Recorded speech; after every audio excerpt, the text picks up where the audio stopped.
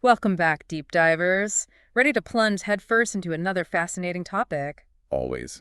Well, this time, we're going atomic, diving deep into the life and work of a guy you might not recognize by name, but you definitely know his most famous discovery. I think I know where you're going with this. That's right, J.J. Thomson, the man who revealed the electron to the world. The very building block of, well, everything, really. And we've got our trusty guide, a biography packed with all sorts of juicy details about Thomson's journey. Yeah, I think listeners are going to be surprised by what we unearthed in this deep dive. I'm already hooked. Yeah. So let's rewind the clock. Back to 1856, Manchester, England. A little JJ enters the scene. What kind of world was he born into? Well, he had a real bookish upbringing. Ah, fellow bibliophile. Oh, absolutely. His family really valued knowledge and learning, so he was surrounded by books from a very young age. So he was destined for greatness from day one, showing signs of, genius. Oh, yeah, there were definitely some early hints. Like what? Get this.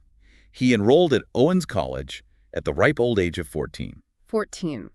I was barely mastering the art of dodging homework at that age. It was practically unheard of back then. His knack for science, especially math, it was obvious from the get-go. Wow. A true prodigy. But, life has a way of throwing curveballs. That's true. And for JJ, that curveball came in the form of a family tragedy, right? Yeah, when his father passed away.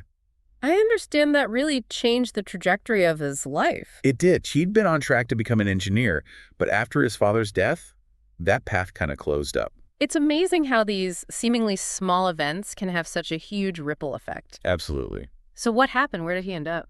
Trinity College, Cambridge. And that turned out to be, well, a pretty major turning point. Cambridge, that's where those mathematical talents really found their grooves, right? Exactly. It laid the foundation for all the groundbreaking work he would go on to do in physics.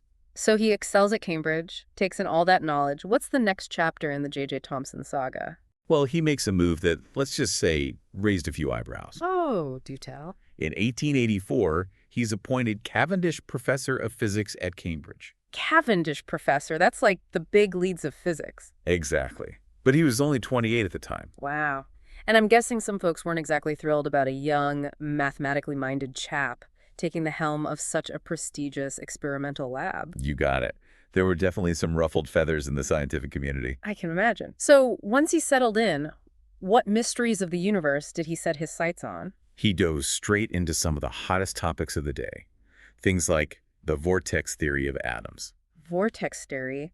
Sounds intriguing, but I need a little help visualizing this. Picture atoms as these swirling, fluid-like structures, like mini tornadoes of matter. Okay, I'm kind of seeing it, a very dynamic universe. Right, but he wasn't just fixated on atoms.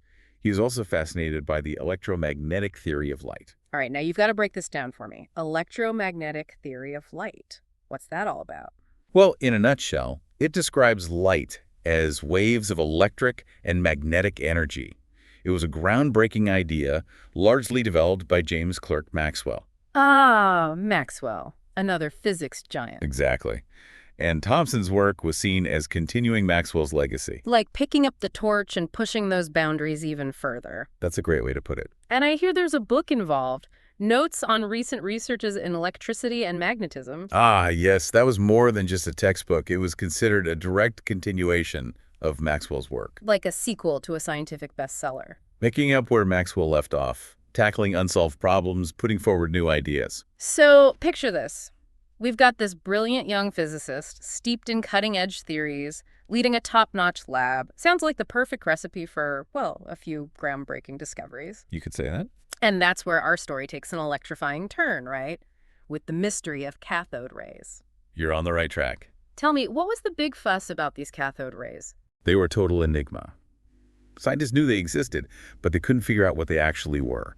Were they waves? Particles? Some kind of mystical energy? It was driving everyone bonkers. All right. The scientific community was buzzing with theories. And J.J. Thomson, being the brilliant mind he was, decided to tackle this head-on.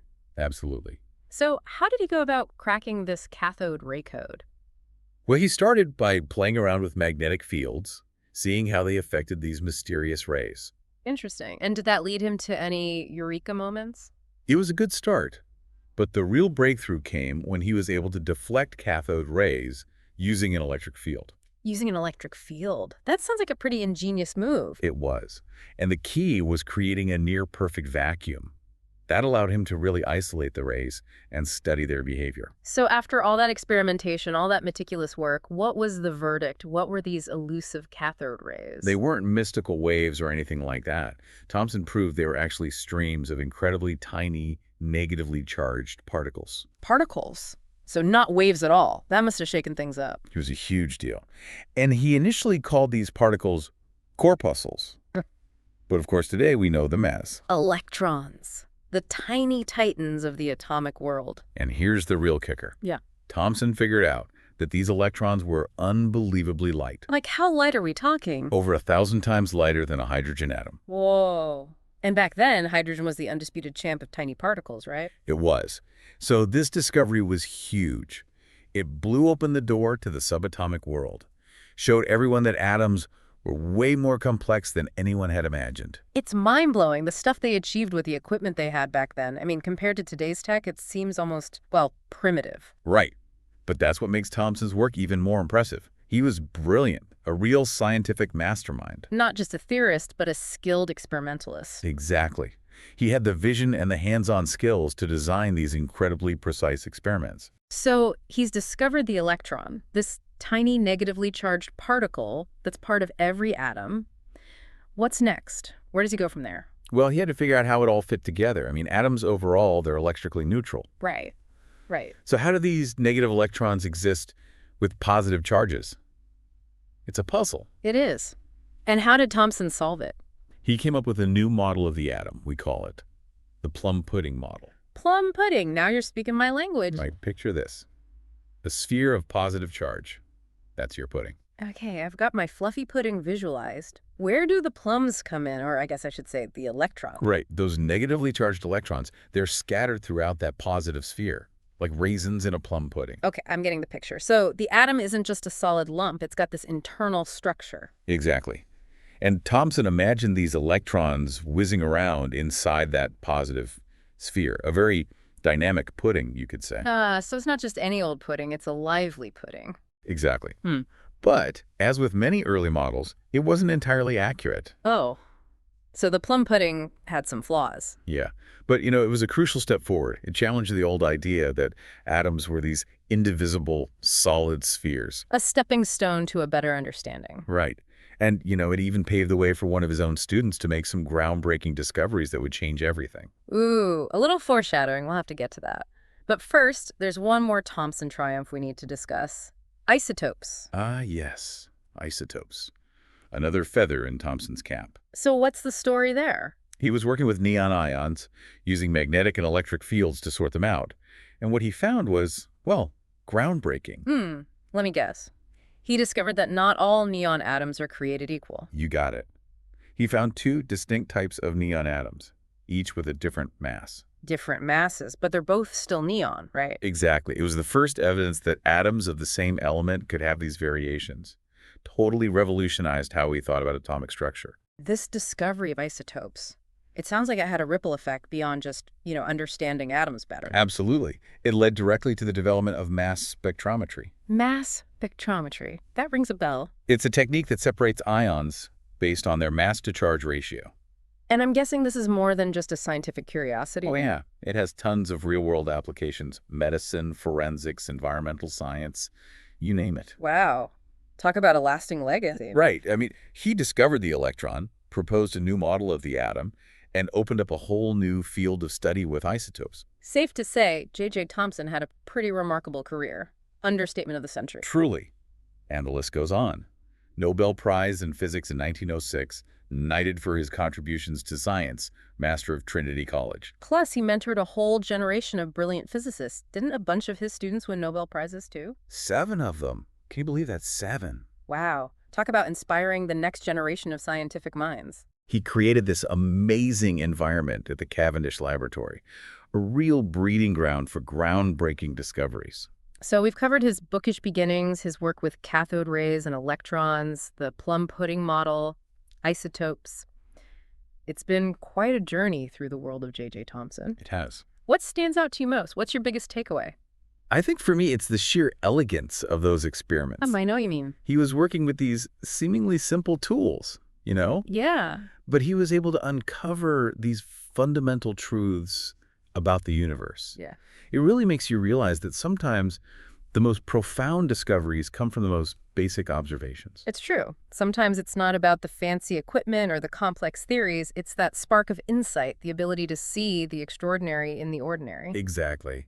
And Thomson, well, he had that in spades. Mm. But speaking of scientific progress, didn't you mention earlier that his plum pudding model, well, it didn't quite stand the test of time? Ah, yes, that's right. Even the most brilliant minds can be, well, a little off the mark sometimes. So what happened? Who dethroned the plum pudding? Enter Ernest Rutherford, one of Thomson's own students. Oh, this is the plot twist you were talking about. It is.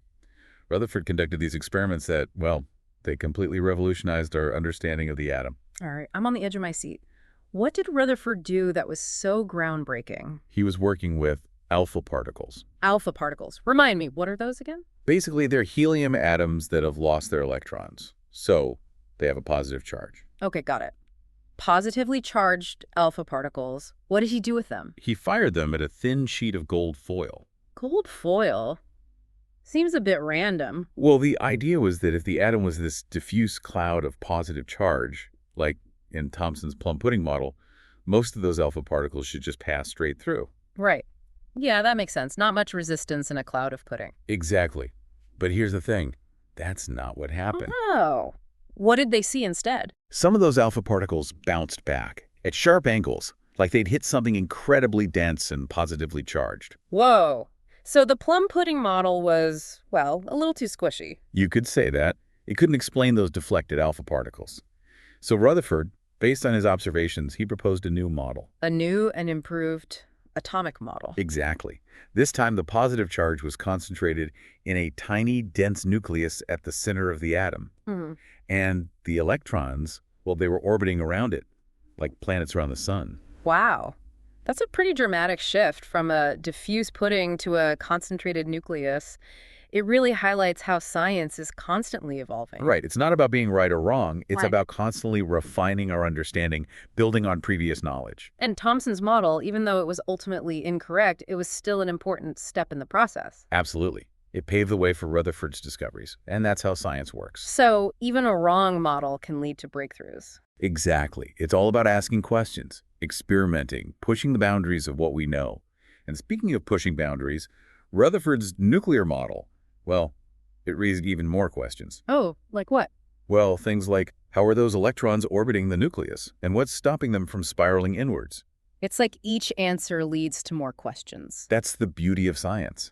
And those questions that Rutherford's model raised, well, they led to a whole new era of physics. Quantum mechanics. Quantum mechanics, that's a whole other deep dive. It is, and it completely changed how we understand the subatomic world. So even with these revolutionary models, there were still mysteries to unravel. It's a good reminder that science is an ongoing adventure. It is. With twists and turns and dead ends and breakthroughs.